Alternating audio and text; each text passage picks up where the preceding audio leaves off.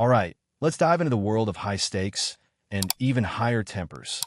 Picture this, the shimmering lights of the Golden Serpent Casino, a place where fortunes are won and lost in the blink of an eye. Tonight, it's about to become a stage for something far more dramatic than a simple card game. Our story begins with Jason Statham. Not the movie star Jason Statham, but a man very much like him. He's got that same steely gaze, that same no-nonsense attitude, and of course that same undeniable charm. He walks through the casino doors, not in a flashy suit, but in a tailored blazer and dark jeans. Understated, yet exuding an aura of quiet confidence. He's not here to show off. He's here for a reason, but a reason that simmers beneath the surface, a score that needs settling. The air crackles with anticipation as he scans the room, his eyes missing nothing. The clatter of chips, the whirring of slot machines, the hushed whispers of gamblers. It all fades into the background as he focuses on his target. Tonight will be a night that no one will forget, especially not the people who did him wrong.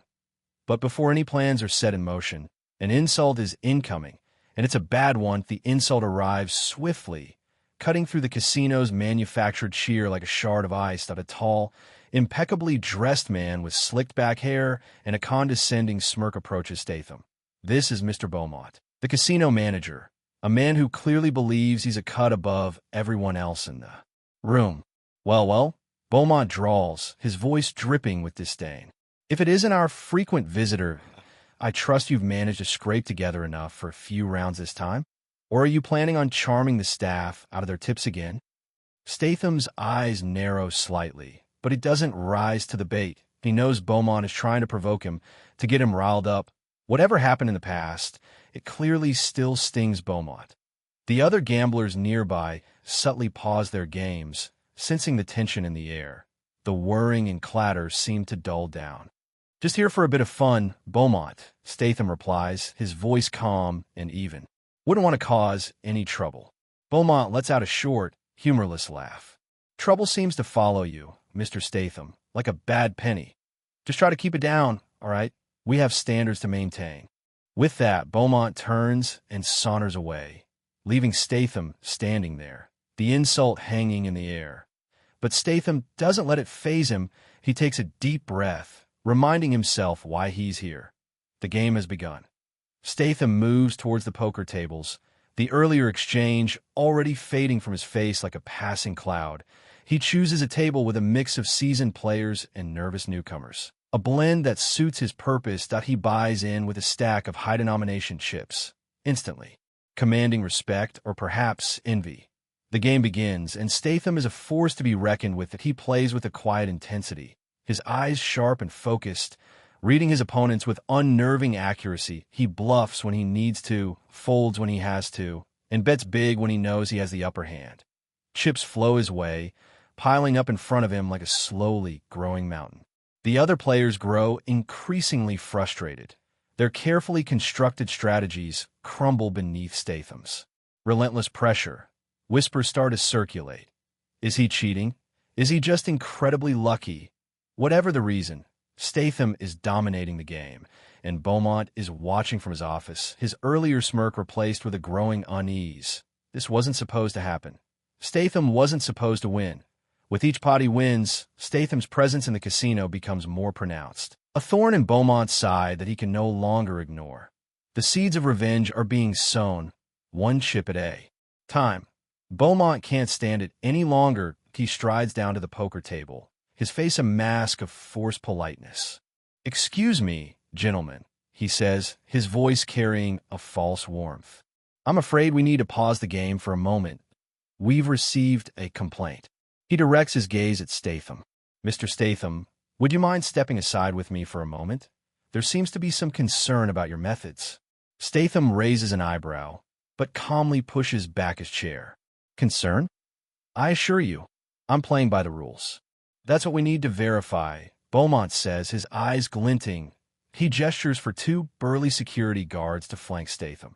The other players at the table murmur amongst themselves, sensing that something is very wrong. In a small office just off the casino floor, Beaumont levels Statham with a hard stare. "We have reason to believe you're cheating, Statham. Using marked cards, perhaps, or some other trick. That's ridiculous, Statham replies, his voice still even. I'm simply a skilled player. Skilled or lucky? Beaumont sneers. Either way, your winning streak ends here, that I'm going to have to ask you to leave the premises. The trap is sprung. On what grounds are you accusing me? Statham asks, his voice now laced with a hint of steel. Do you have any actual proof? Or is this just a convenient way to get rid of someone who's winning too much? Beaumont leans in, his face inches from Statham's. Let's just say we've been watching you, Statham, and we don't like what we see. Your history here speaks for itself. He pauses, then adds with a venomous whisper, you're not welcome here. Not anymore. Statham takes a step back, his eyes scanning the room. The security guards shift uncomfortably, unsure of how far Beaumont is willing to go. My history? You mean the time I exposed your little card-shuffling operation a few years back? Is that what this is about, Beaumont? Still holding a grudge? Beaumont's face flushes crimson. That's a lie.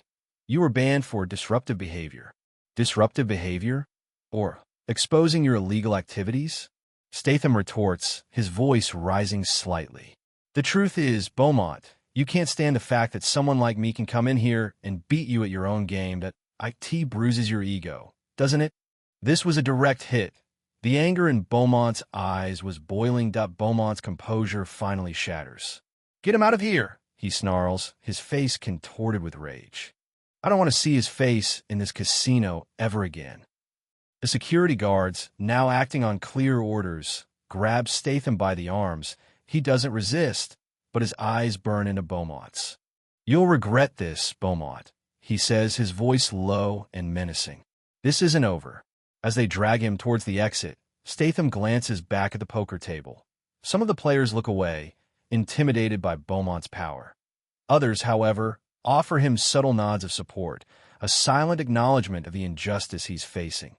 Out on the street, the cool night air hits Statham's face. He straightens his jacket, a wry smile playing on his lips. Well, that didn't go exactly as planned, he mutters to himself. But it certainly made things interesting. The insult, the accusation, the forceful ejection, it all fuels the fire within him. Beaumont may think he's won, but he's just made a very powerful enemy.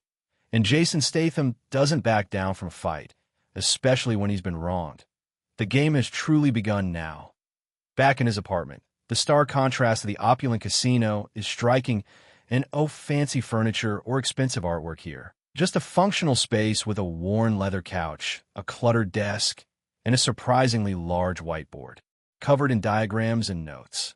This is where Statham plans if he throws his jacket onto the couch and walks over to the whiteboard, grabbing a marker. The Golden Serpent Casino is sketched out in detail, along with various security protocols and personnel movements. He circles Beaumont's name in bold red. Statham isn't one for impulsive action. He's a strategist, a planner. He analyzes every angle, anticipates every obstacle. Revenge isn't just about getting even. It's about delivering a carefully calculated blow that will leave Beaumont reeling. He starts pacing, muttering to himself as he connects the dots. The key, he realizes, isn't just to hurt Beaumont, but to expose him, to strip away his power and reveal him for the fraud that he is. He needs proof, undeniable evidence of Beaumont's corruption. A slow smile spreads across Statham's face. He has a plan that's risky, it's audacious, and it's going to be unforgettable. But he can't do it alone. That it's time to call in some favors. The board is set, and the pieces are about to move. The first call goes to Fingers Frankie, a wiry, eccentric tech wizard with a penchant for caffeine and a knack for hacking into anything with a circuit board. Frankie owes Statham a favor from a past misunderstanding involving a rigged slot machine and a very angry casino owner. Frankie, I need your particular set of skills, Statham says, his voice low and urgent. Golden Serpent Casino. Security system. I need you to find a way in. Frankie cackles. The Golden Serpent? Oh, this is going to be fun. Consider it done, Statham. Just point me in the right direction. Next, he calls Maria Chameleon Sanchez, a master of disguise and infiltration. Maria can blend into any crowd, assume any identity, She's as comfortable in a cocktail dress as she is in a security guard uniform. Maria, I need someone who can walk into a room and become invisible, Statham explains. Beaumont's office. I need you to find something for me. Maria's voice is smooth and confident. Consider me your shadow, Statham. Just tell me what you're looking for. Finally, he dials Boomer, Bob, an aging demolition expert with a love for explosives and a surprisingly gentle soul. Boomer owes Statham a debt of gratitude for saving him from a sticky situation involving a botched bank robbery and a runaway bulldozer. Boomer, I need a distraction, Statham says. Something big, something loud, but nothing permanent. Boomer chuckles. Leave it to me, Statham. I've got just the thing. It'll be a real bang. The team is assembled. The game has moved to a new level. Over the next few days, the team works in perfect synchronicity. Frankie spends hours hunched over his computer, lines of code scrolling across the screen, mapping out the casino's security grid, identifying blind spots and vulnerabilities. He discovers that the system is surprisingly outdated, relying on a series of easily exploitable loopholes. Maria, meanwhile, conducts reconnaissance, posing as a wealthy tourist, a disgruntled employee, even a delivery driver. She observes Beaumont's routines, noting his habits, his weaknesses, his comings and goings. She discovers that he has a secret safe in his office, hidden behind a bookshelf. Boomer, true to his name, prepares his distraction, a series of small, strategically placed EMP devices designed to overload the city's power grid, causing a temporary blackout in the casino. That it's a risky move, but it will provide the cover they need to execute their plan. Statham oversees everything, coordinating the team, ensuring that every detail is accounted for. That he's like a conductor leading an orchestra, bringing together their individual talents to create a symphony of chaos. The pieces are in place. The plan is ready. That it's time to strike. The tension is mounting. Something big is about to happen. The night of the operation arrives, cloaked in a nervous energy. Boomer, hidden several blocks away, sets the timer on his EMP devices. That he takes a deep breath and presses the button. That a ripple of darkness spreads across the city, plunging entire neighborhoods into temporary chaos. Streetlights flicker and die, traffic signals go dark, and the Golden Serpent Casino is plunged into emergency lighting, casting long, eerie shadows across the gaming floor. Pandemonium erupts. Gamblers scream, slot machines clang to a halt, and security guards scramble to restore order. Beaumont, caught off guard, rushes to his office, barking orders into his phone. This is exactly what Statham was hoping for. Meanwhile, Frankie works his magic, disabling the casino's backup generators and manipulating the security cameras, creating a blind spot around Beaumont's office. Maria, disguised as a cleaning lady, slips through the chaos, her movements fluid and unnoticed. She makes her way to Beaumont's office, her heart pounding in her chest. The plan is in motion. Now it's all about timing. The power is out, chaos reigns, and the stage is set for Statham to make his move. He's about to enter the Golden Serpent Casino once more, but this time, it's on his terms. Statham, now disguised as a maintenance worker, complete with a greasy uniform and a tool belt, approaches the casino's service entrance. The security guard on duty barely glances at him, too preoccupied with the chaos unfolding inside. Statham flashes a fake ID and is waved through. Inside, the casino is a maze of shadows and flickering emergency lights. He navigates the back hallways with practiced ease, his senses on high alert that he can hear the muffled shouts of security guards and the frantic cries of gamblers. He reaches Beaumont's office and finds the door slightly ajar. He pushes it open and slips inside, finding Maria already at work, that she's bypassed the secret safe and is carefully examining its contents. Stacks of cash, jewelry, and a collection of incriminating documents. Took you long enough, Maria whispers, not looking up. Just making a grand entrance, Statham replies, his eyes scanning the room, that he spots a hidden camera in the corner, quickly disabling it with a small device. I found what you're looking for, Maria says, holding up a thick file. Evidence of Beaumont's little side business, card shuffling, money laundering, the whole 9 yards. Statham takes the file, a grim satisfaction on his face. Excellent. Let's make sure everyone gets to see this. The net is closing in. Statham and Maria race against time to get everything set up. Statham connects a small device to Beaumont's computer, overriding the casino's emergency broadcast system. Maria, meanwhile, swaps out the stacks of real cash in the safe with bundles of counterfeit bills, careful to leave everything looking as it was before. Ready? Statham asks. Maria nods, a mischievous glint in her eyes. Let's give them a show they won't forget. Statham activates the device, and the casino's emergency broadcast system crackles to life. Beaumont's face, looking flustered and angry, appears on every screen in the casino, followed by Statham. Good evening, ladies and gentlemen, Statham says, his voice calm and clear. I'm afraid Mr. Beaumont has been keeping a few secret from you. Let's take a look, shall we? The screens then display the contents of the file. Evidence of card shuffling, money laundering, and other illegal activities, all meticulously documented. The gamblers gasp, their eyes glued to the screens. Beaumont, watching from his office, his face turning purple with rage that he knows he's been exposed. His empire is crumbling before his eyes. The casino descends into utter pandemonium. Gamblers begin shouting, demanding their money back. Security guards try to maintain order, but they are quickly overwhelmed by the sheer chaos of the situation. Some of the players recognize Statham on the screen, a murmur rippling through the crowd. The man Beaumont accused of cheating was actually exposing Beaumont's own crimes. Meanwhile, Maria and Statham slip out of Beaumont's office, blending into the confusion. They move with purpose, heading towards the service entrance, their mission accomplished. Time to go, Statham says, a grin spreading across his face. Let's leave Beaumont to clean up this mess. As they reach the exit, they pass Frankie, who is casually strolling into the casino, disguised as a news reporter.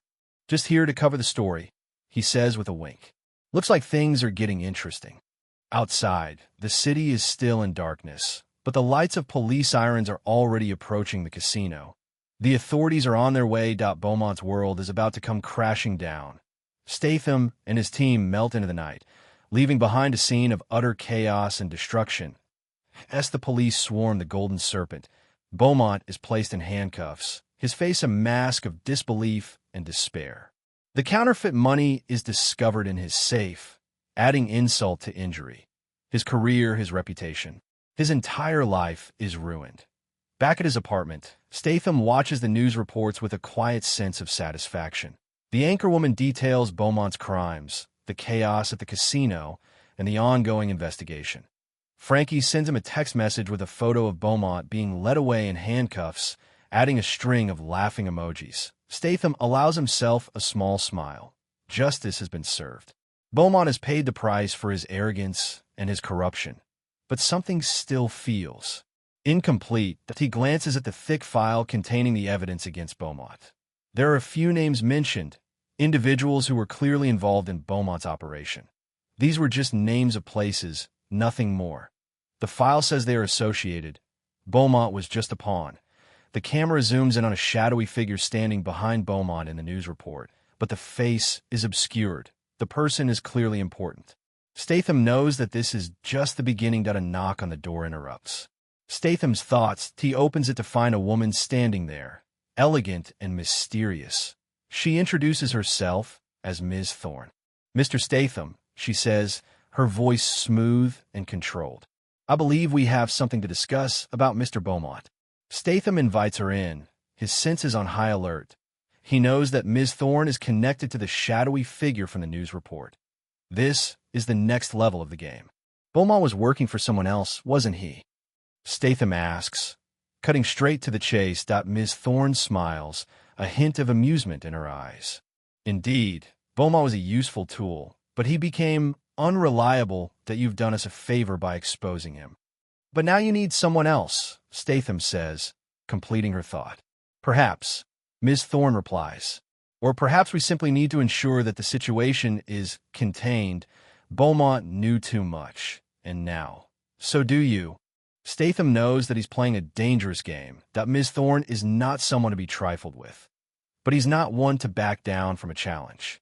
"What do you want?" Statham asks, his eyes fixed on Ms. Thorne's. "Let's just say," she says, "that we have a proposition for you, point one, that could be very rewarding." A new chapter begins. "What kind of proposition?" Statham asks, his voice carefully neutral. He studies Ms. Thorne, trying to gauge her intentions. "We need someone with your skills," she replies, a subtle emphasis on the word skills. "Someone who is not afraid to bend the rules, to get things done. Someone who is discreet." She explains that Beaumont was involved in a much larger operation, a network of illegal casinos and money laundering schemes that stretches across the globe. The organization needs someone to manage these operations, someone who can keep things running smoothly and keep the authorities at bay. "And you think I'm the right person for the job?" Statham asks, raising an eyebrow. "We believe you have the potential," Ms. Thorne says. "But first, you must prove your loyalty. We have a task for you to test, if you will." She hands Statham a sealed envelope. Inside, you will find your instructions. Complete this task, and you'll be welcomed into our organization. Fail, and, well, let's just say that you will disappear. Statham takes the envelope, his heart pounding in his chest. He knows that he's at a crossroads. He can walk away from this, return to his quiet life, or he can embrace the darkness and become something much more dangerous. He looks at Ms. Thorne and accepts. Ms. Thorne rises to leave, a knowing smile on her face. "I look forward to seeing your results, Mr. Statham. And remember," she adds, her voice dropping to a whisper, "we are always watching." She exits the apartment, leaving Statham alone with the sealed envelope, but he stares at it for a long moment, his mind racing. What kind of task could they possibly have in store for him? What kind of organization is this? He finally tears open the envelope and reads the instructions. His eyes widen in surprise, then narrow in determination. The task is audacious, almost impossible. That IT involves infiltrating a high-security facility and retrieving a valuable artifact. It's a test of his skills, his loyalty, and his willingness to cross the line. Statham knows that accepting this task means entering a world of darkness and danger. But he also knows that he can't back down, that he's come too far. He's ready to play their game. But he's going to play on his own terms. And he picks up his phone and dials Frankie's number. "Frankie, I need your help again," he says, his voice grim. "This is going to be a big one." He looks up and smiles, ready to take on this task. Statham spends the next few weeks immersed in planning the impossible heist. The target is the Serpent's Eye, a legendary diamond said to be cursed, locked away in a vault deep beneath a heavily guarded museum. Frankie works tirelessly to crack the museum's security system, a labyrinth of lasers, pressure sensors, and motion detectors. Maria researches the museum's layout, personnel, and security protocols, identifying every weakness and vulnerability. Boomer, surprisingly, provides valuable insights into the museum's structural design, suggesting a hidden access point that no one else has noticed. As they prepare, Statham can't shake the feeling that they are being watched. He notices subtle signs. A black car parked across the street. A strange man lingering outside his apartment building, but he knows that Ms. Thorne's organization is keeping a close eye on him, waiting to see if he will succeed or fail. The night of the heist arrives shrouded in secrecy and tension. Statham and his team are ready. They know that this is their most dangerous mission yet. They know that the stakes are higher than ever before. But they are also determined to succeed, to prove their worth, and to show the world that nothing is impossible. The museum doors open, and they step into the darkness, ready to face whatever lies ahead. Inside the museum, Statham and his team move with precision and skill. Frankie disables the laser grids. Maria bypasses the pressure sensors, and Boomer creates a diversion, triggering a series of small explosions that distract the guards. They reach the vault, a massive steel door guarded by a complex locking mechanism. Frankie works his magic, hacking into the system and unlocking the door. They step inside, their eyes drawn to the Serpent's Eye, a dazzling diamond that seems to pulse with an eerie light as Statham reaches for the diamond. A voice booms from the shadows. "Impressive, Mr. Statham, that I must admit, you've exceeded my expectations." Miss Thorne steps into the light, a gun in her hand. "I'm afraid I can't let you have the diamond," she says, her voice cold and emotionless. "It's too valuable to fall into the wrong hands." Statham realizes that he's been played, that Ms. Thorne never intended to let him join their organization. The heist was a test, but not of his loyalty. It was a test of his abilities. And now that he's proven himself, she's going to eliminate him. That a tense standoff ensues, the fate of the serpent's eye hanging in the balance. The game has reached its climax. Who will emerge victorious? The answer is coming. "You think you've won, Miss Thorne?" Statham says, a flicker of amusement in his eyes. "You think you're the only one who can plan ahead?" He nods towards Maria and Boomer, who suddenly step forward, revealing that they were wearing bulletproof vests. Boomer pulls out a small device and presses a button. The museum's emergency sprinklers activate, drenching the vault in water. Frankie, meanwhile, appears on the museum's security cameras, announcing that he has uploaded all of Ms. Thorne's organization's secrets to the internet. The world will know everything. Ms. Thorne's face contorts with rage. She fires her gun, but Statham dodges the bullets with ease. He lunges forward, disarming her and knocking her to the ground. "It's over, Ms. Thorne," Statham says, his voice cold and menacing. "Your organization is finished." He leaves her lying on the floor and takes the serpent's eye. He knows that this is just the beginning. He has dismantled one criminal organization, but there are others out there waiting to be taken down. And Jason Statham is ready to take them on. He is now ready for anything. The next morning, the news is filled with reports of the museum heist and the exposure of Ms. Thorne's criminal organization. The serpent's eye is recovered, but its whereabouts are unknown. Statham is nowhere to be found. He has vanished into the shadows, leaving behind only a legend. Some say that he's retired, living a quiet life on a tropical island. Others say that he's still out there, fighting crime, one impossible mission at a time. In reality, Statham is driving down a dark highway, the serpent's eye safely tucked away in his glove compartment. He receives a call on his encrypted phone. "Ready for your next mission, Statham?" a voice asks. "Always," Statham replies. A confident smirk on his face, he accelerates into the night, the serpent's eye gleaming under the moonlight. The road ahead is long and dangerous, but Jason Statham is ready for anything. He is on his way to take on his next adventure. He will always be remembered as a hero. This is how the story ends for now. He had taught Titan a valuable lesson, inspired Billy to pursue his dreams, and left a lasting legacy in the boxing world. The story became a testament to the power of humility, respect, and the transformative potential of the sport.